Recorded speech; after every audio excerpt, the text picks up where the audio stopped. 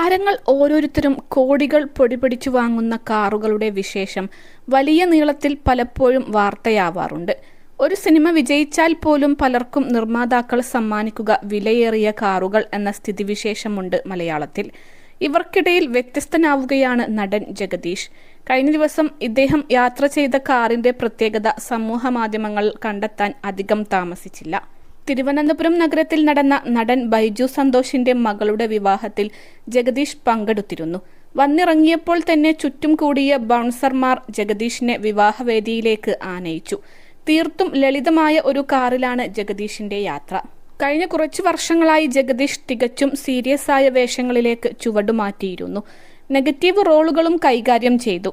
Comedy നായക വേഷങ്ങളെക്കാൾ ഈ കഥാപാത്രങ്ങൾ അദ്ദേഹത്തെ ശ്രദ്ധേയനാക്കുകയുണ്ടായി.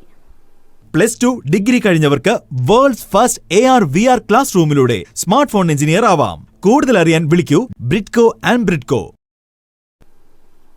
എന്നാൽ ഈ മാറ്റങ്ങൾ ഒന്നും തന്നെ അദ്ദേഹത്തിന്റെ ജീവിതത്തെ തെല്ലും ബാധിച്ചിട്ടില്ല എന്നുറപ്പിക്കാൻ ഈ കാർ മാത്രം ധാരാളം. ഒരു സാധാരണ വാഗ്നർ കാർ സ്വയം ഓടിച്ചാണ് ജഗദീഷ് വിവാഹവേദിയിലെത്തിയത്.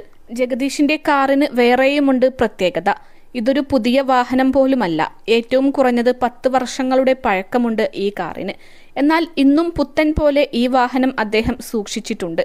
ജഗദീഷ് ഏറെക്കാലം ഒരു കോമഡി റിയാലിറ്റി ഷോയുടെ ജഡ്ജായി നിറഞ്ഞിരുന്നു. തിരുവനന്തപുരം കരമനയിലാണ് ജഗദീഷിന്റെ താമസം.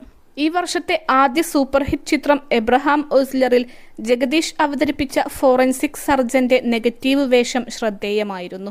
ഗുരുവായൂർ അമ്പലനടയിൽ എന്ന പൃഥ്വിരാജ് ചിത്രത്തിലും ജഗദീഷ് ഭാഗമാണ്. 21 ലക്ഷത്തോളം സന്തുഷ്ടരായ ഉപഭോക്താക്കളും 2 ലക്ഷത്തോളം തിമിര ശസ്ത്രക്രിയകളും പൂർത്തിയാക്കിയ മലബാറിലെ ഏക കണ്ണാശുപത്രി അൽ സലാമ ഹൈ ഹോസ്പിറ്റൽ റോഡ് പെരിന്തൽമണ്ണ.